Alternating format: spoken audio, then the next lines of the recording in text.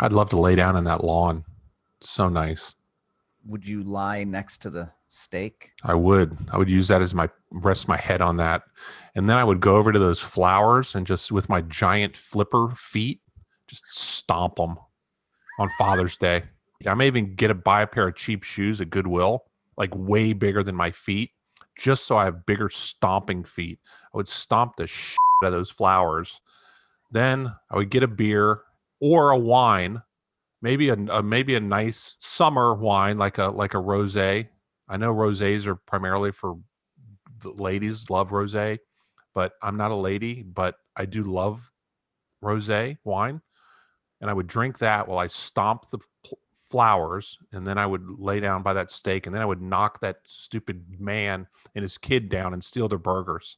That would be a perfect Father's Day for this backyard. So much fun. I just made a whole fun day for myself in my fantasy head.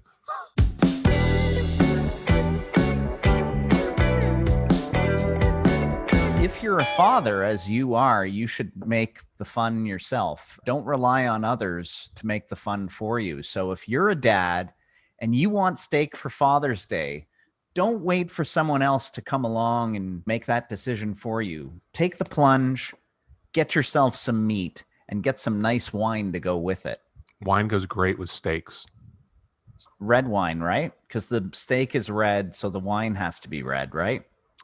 Traditionally red wine, but you have to think too, Aaron, we also have seafood and pork and chicken.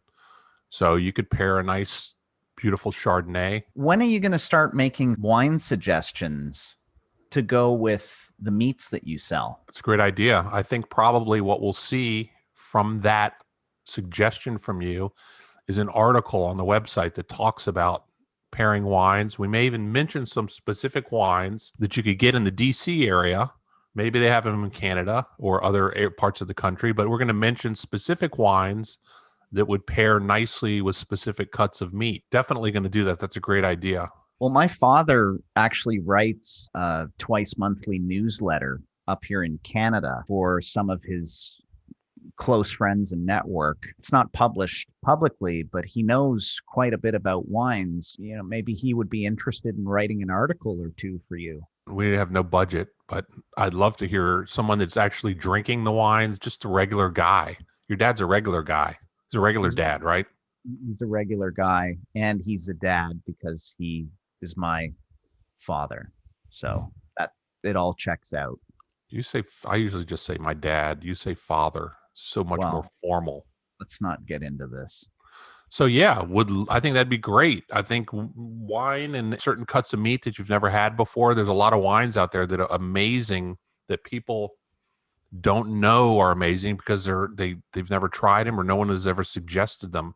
So I always love suggestions of what's a good, like reasonable wine, something that's, within the $10 to $20 range. You should be able to get a really, really delicious wine. The byline of my father's newsletter is best wines under $30. Not cheap wine, but wines that are affordable. I would love to have him write some content because I think it's important. It adds to the experience. You have a great steak, you want to have a great wine to go with it. Okay, well, I'll send him this video and see if this doesn't perhaps strong arm him into doing that for you. Strong arm. Another stupid saying. Thanks for watching. Thanks for watching Meat Report. Dads. Dads.